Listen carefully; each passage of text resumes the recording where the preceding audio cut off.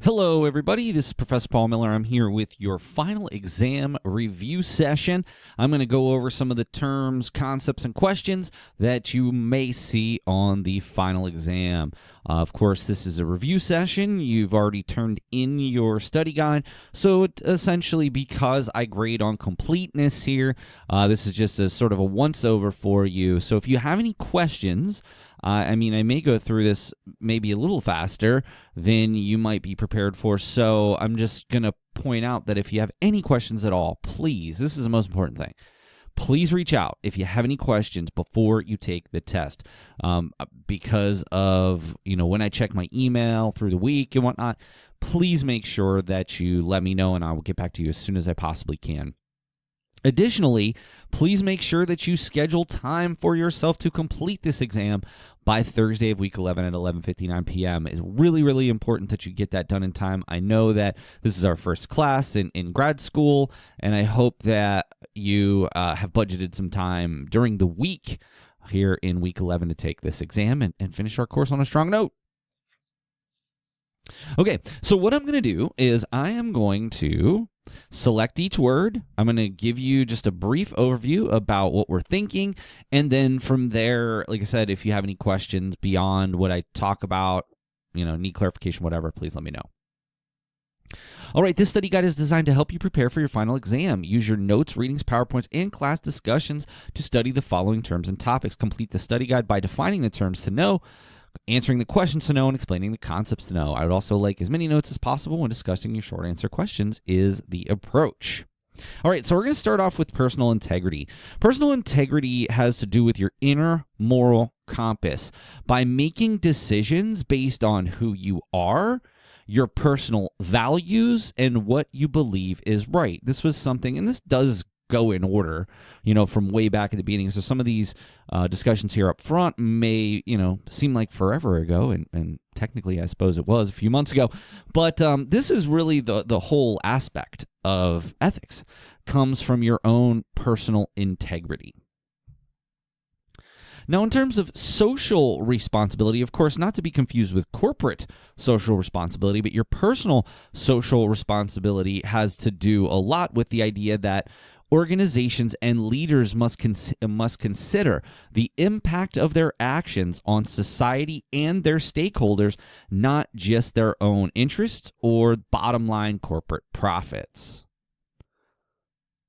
And of course, as we go to ethical decision making, again, as we recall from earlier in the term, it is a step-by-step process that leaders use to make thoughtful and responsible choices. In doing so, they are balancing facts, stakeholders, values, and potential consequences for the people who are involved. Now, earlier this term, we talked about utilitarianism is an ethical theory that focuses on outcomes and asks, what decision produces the greatest good for the greatest number of people? So not so much focused on one specific component, but most good for the most number of people. In terms of the principle rights-based ethics, it is a framework centered on duties, rights, fairness, and respect, doing what is right regardless of the outcome. So this is a situation where ethics, it's almost on sort of the other side of utilitarianism, in that the utilitarianism is what is the greatest good for the greatest number, whereas principles-based is doing what is right regardless of the outcome. One of the other things that we talked about was a values-based corporate culture would be where an organization is guided by shared values and expectations, not just rules and compliance checklists. That's one of the things that we've talked about throughout the course of the term, is that if you are simply just basing your ethical behavior on the law, unfortunately, that is a very low bar. Of course, we want to follow the law. I'm not saying that. But we as future and current ethical leaders need to go well beyond the law in order to be an effective leader from an ethical standpoint. Now we're getting into some of the things that you might be a little bit more, aware of in terms of coming into this class. A mission statement is a formal declaration of an organization's purpose. It helps set ethical priorities and communicate core commitments. I always say that a mission statement helps guide decision-making in an organization. For instance, if you look at the mission statement for Central Penn College, it talks about how important it is for us to give education to people to advance in their career or to continue on in their studies, which all of you have, of course. And that mission statement helps guide other decision-making that we have. It is us. It is our personality, for lack of a better word, how we look to the community, how we look to stakeholders, how we look to current and future students.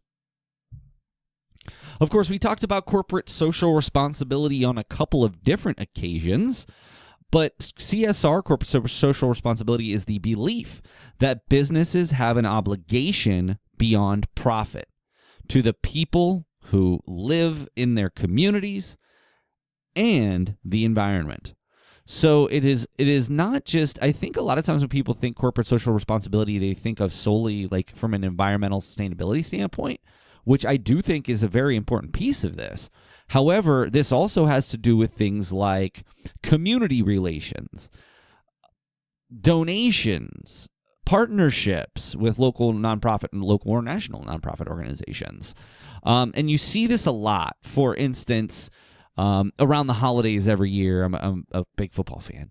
And, every holiday season, the NFL partners with the Salvation Army to promote their agenda. And it can help a business align with local nonprofit organizations that also share similar values as a company. So CSR is this idea of this triple bottom line that we've talked about, not just profit, not just sustainability, but also community relations as well. As we move on to the stakeholder model, it is a view of business that includes anyone affected by their decisions. This can be employees, the communities that a business resides within, the customers, suppliers, etc.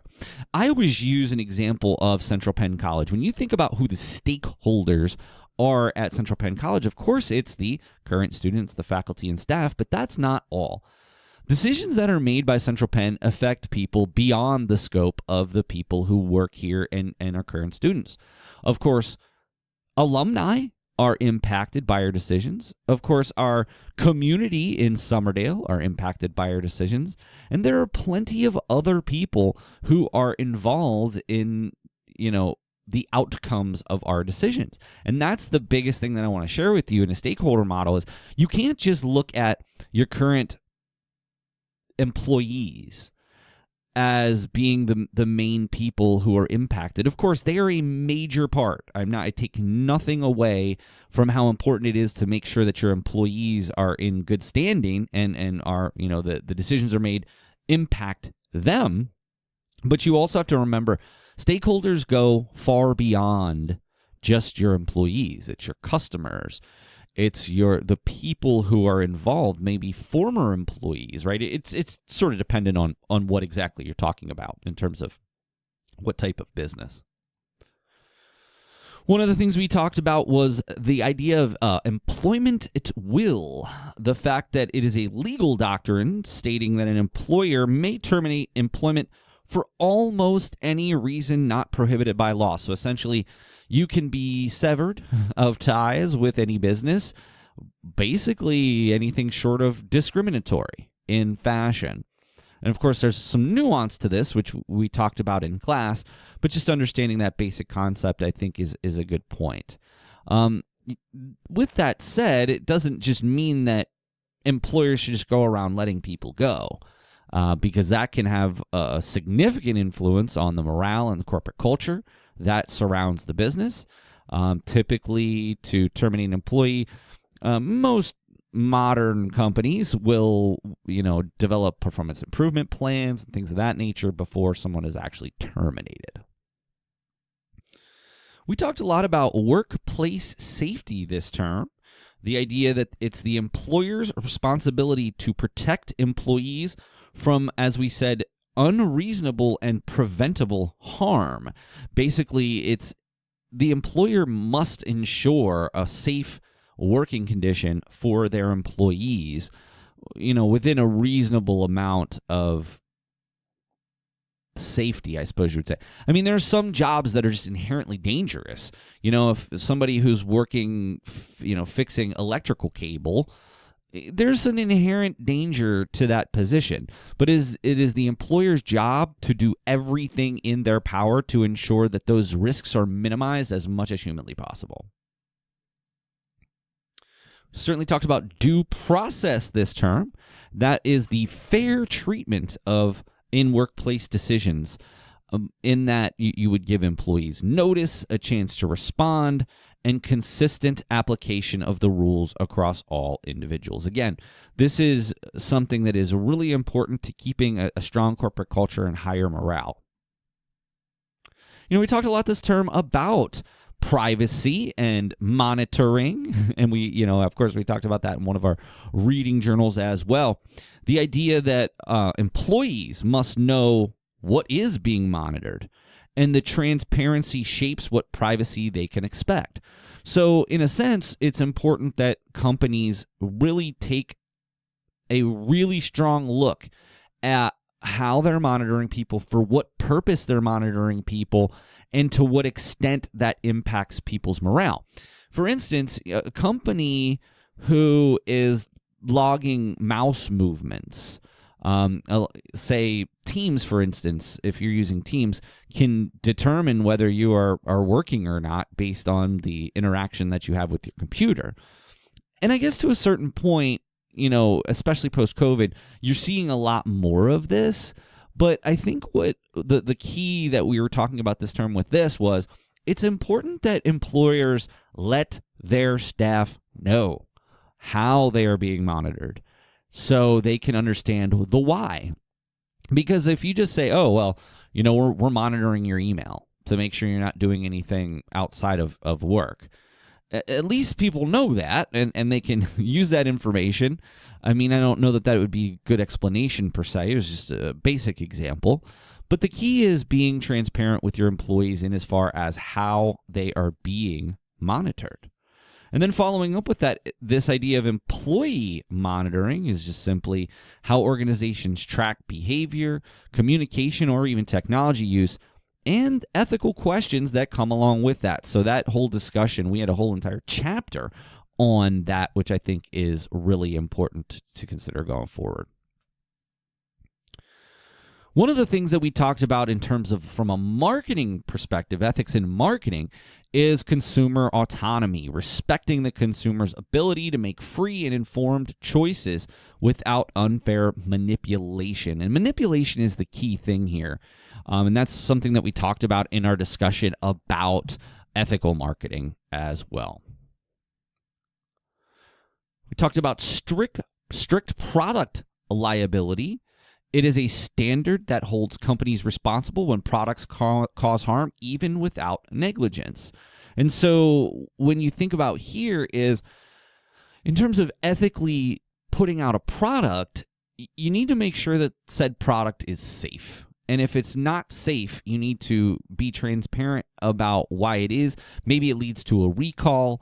We talked about Tylenol earlier this term, and about how, somebody was out there putting bad things, poison, into Tylenol. They recalled their whole batch, losing millions of dollars at the time. And they did that. They didn't necessarily have to, because it wasn't something that they did. But they realized that if they were transparent about it, it would actually improve their reputation, which is something that a lot of people don't really stop and think about, is that long-term reputation and how being transparent can impact that. We talked again a bit more later in the term, a bit more about corporate social responsibility, specifically from a sustainability aspect. And we talked about market-based environmental policy. And this is an approach that relies on consumer demand and economic incentives rather than regulation. So again, it was one of these situations where you're going above and beyond what the law actually asks you to do in a way to, again, improve the reputation of your company. Just a few more terms here. Biomimicry was something that we talked about in that same unit, where companies can design products or systems that are modeled after natural processes to create efficient and sustainable solutions, which also is closely tied to eco-efficiency.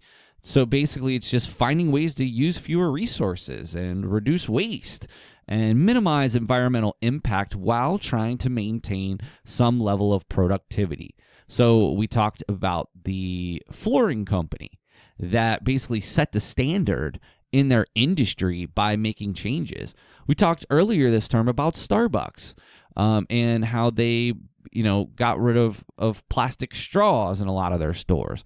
And while that isn't necessarily going to move the needle, because they are such an innovator and largest company in their industry, the things that they do can impact others, and this is where eco-efficiency can be really important. In this sense, gatekeepers can mean a lot of different things, but in this sense, what we're talking about here are the gatekeepers like auditors and accountants who ensure that information that individuals have within the company is accurate and trustworthy.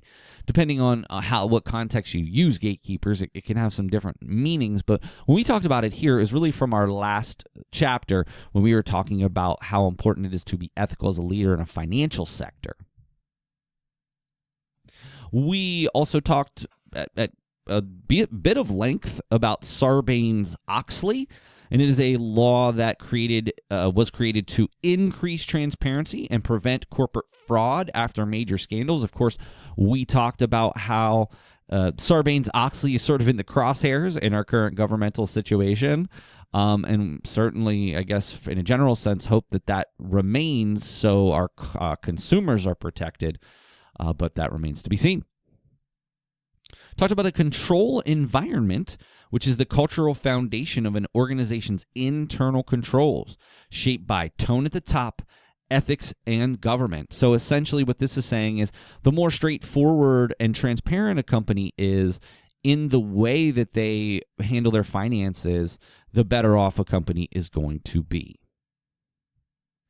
Talked about the COSO framework, which is a model for designing strong internal control systems that include monitoring, things like risk assessment, and even a general ethical culture at a business that you work at. And then lastly, our final term is insider trading, which is if you, say, use non-public information for personal gain within the stock market, which is considered not only just unethical, but often illegal as well. So using that information to make stock decisions is not a good thing, and we've seen numerous people get themselves involved in insider trading issues in the past. Now, I'm really just going to work on the questions and concepts. When we get to the short answer questions, I'm not really going to go over those because much of this is individualized, so I can't really talk about that, but I will talk about my expectations. So in terms of the questions and concepts, it's really more specific to questions that maybe fall outside of the terms. The concepts are a bit more broad ideas, so things that we've talked about throughout the entire term. The questions are more like, hey, from a specific chapter. So the first thing is how virtue ethics differs from utilitarianism and principle-based. Now, we already kind of talked about this a little bit, but just one point that I wanted to add here is that virtue ethics really takes a look at who you are as a leader, while the other two kind of focus on what you need to do and how you make decisions. So virtue ethics is about the who you actually are behind the scenes, while the other two are more about like things you say and ways you approach things, not necessarily your personality. The next one is about how corporate culture influences ethical behavior. The bottom line, and I think that you guys are all certainly aware of this, is that corporate culture sets the tone. People follow things that are modeled or rewarded or even tolerated. So we look at sort of the people who are on top and the way that they approach their job and the way that they approach leadership. And then because of that and due to that, we are able to get a much better sense of what our business is all about. And then we act accordingly. So I did want to talk a little bit about some of the differences between values and compliance-based. I know we had, again, values-based appears in the terms area. So I want to just talk about these in terms of sort of a compare and contrast. Values-based is really focused on ethical reasoning, whereas compliance-based really just looks at the rules and consequences. And again, this is something that we talked about earlier. But if you are simply making decisions based on the law, you are already behind the eight ball. You're not being transparent with your individuals. You're just trying to make sure you don't get in trouble. But we as future ethical leaders need to encourage this ethical reasoning. One of the things that we talked about in terms of marketing ethics this term was what makes marketing manipulative rather than ethical, which I think is a very important question because there's a very fine line between manipulation and ethical marketing practices. The question is, does the message respect the consumer's judgment or undermine it? In fact, we talked earlier this term about gambling advertising. There's not just one to point to. Every single one of them is guilty of very, very similar things in terms of the way that they market their product, which is often a losing battle and often addictive as well. I would go out on a limb to say at some point we're going to see some pretty strong regulations about gambling in the same way that you can't market tobacco products and things of that nature. Next, how regulatory environmental approaches differ from market-based approaches, which I think is, again, something that we probably talked about a little bit, but just want to expand on that. Regulations set the required limits, whereas market-based approaches rely on incentive and consumer choice. So again, it's back to this, one of these main broad concepts that we're talking about is if you're simply just looking at being reactive to laws, you're not going to be a successful leader. And then lastly, a little bit more about sustainability in a business context. Today, one of the things that we see is we have so many eco-conscious consumers. And the idea that we're meeting today's needs without harming future generations is super essential by balancing things like the environment, economy, and ethics. And while not specific here, this idea of that triple bottom line is one of the other sort of overarching concepts that we have talked about, and sustainability plays a key part of that. Just a few more. All right, now, like I said, now the concepts are more broad course themes that really help us to understand some of the things that we've talked about throughout the term. First is the responsibility leaders have to stakeholders. The bottom line is that ethical leadership expands responsibility beyond just making profit and making your shareholders happy. You have to make your internal and external stakeholders also believe in the mission of the organization, believe in you.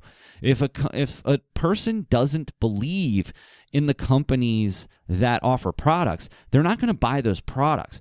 And so in the long term, sure, making a decision for in the short term to make a little extra profit can seriously hamstring you in the long term if you're not keeping in mind your stakeholders. This one's probably one of the most important.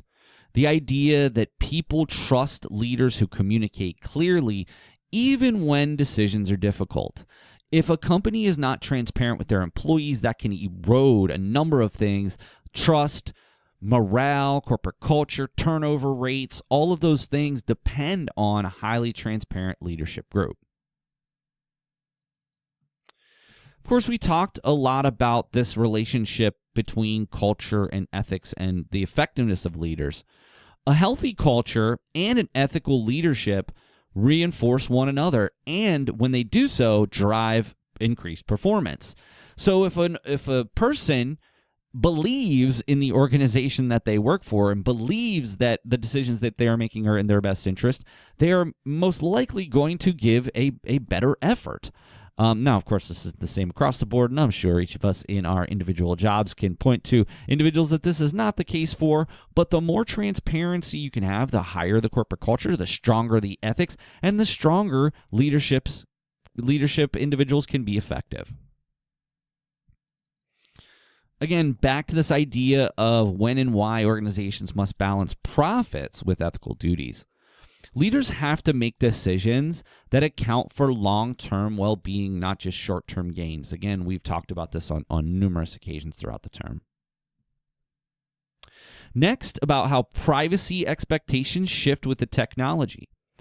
When you think about monitoring, it raises concerns about fairness and consent, and even just general respect for personal boundaries. I mean, to a certain point, I think it's important that we understand that most likely we are being monitored at our job. But if the organization can explain to us why and how the monitoring is happening, that is going to increase transparency and most likely make it so people aren't taking advantage. Again, we talked about sustainability throughout the term. The bottom line is businesses who consider environmental and social impacts often benefit from a reputational standpoint, but also from a long-term resilience standpoint.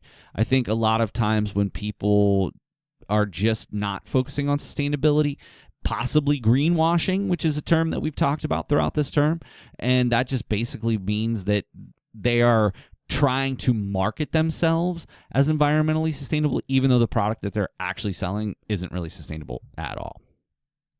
And again, as we come to the last chapter and the last concept about strong governance, the bottom line is if there's oversight, it can prevent fraud, it can promote accuracy, and it most certainly can strengthen trust from institutions, from stakeholders, which I think is very, very, very important.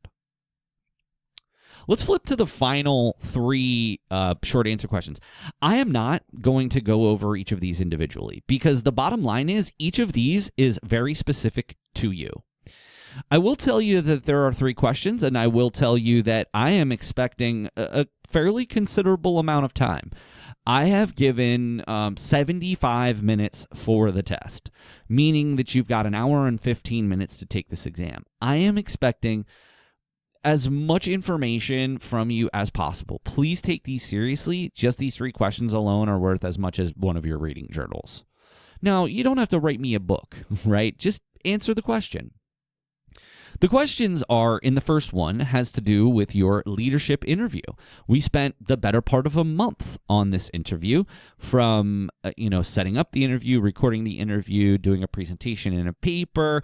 So I want you to reflect on that and talk about some of the meaningful insights that you gained, and then connecting it to some of the course concepts. Pardon me. The second question, I'm going to ask you to talk about your process of going through the annotated bibliography and literature review and how this process helps prepare you for your capstone. And then lastly, this is more of a term-long reflection. One of the things that I talked about in week 10 in our last PowerPoint was about how you can take how you did this term and try to improve for next term. What are some things that you know that you need to do differently next term? And this is taking nothing away from you. You've all been very successful in this course. But that doesn't mean that it's going to get any easier. That doesn't mean that you're not going to have things come up in your life. And so trying to streamline our approach to our courses, I think, is going to be extremely important. So I want you to think about three specific things that you want to improve about your approach as you continue in our MPS program and why those changes matter. As always, if you have any questions, please reach out. paulmiller@centralpenn.edu. The bottom line is, I want you to do well on this test. Please let me know if I can clarify anything like that. And if this is the last time that you hear my voice for the term, number one, I look forward to having you in future classes. I do teach another class in this program, so I look forward to having you. But if nothing else, if you ever need anything, about this class, future classes, or really anything, please reach out, paulmiller@centralpenn.edu, and I'll be glad to help. Good luck on your exam.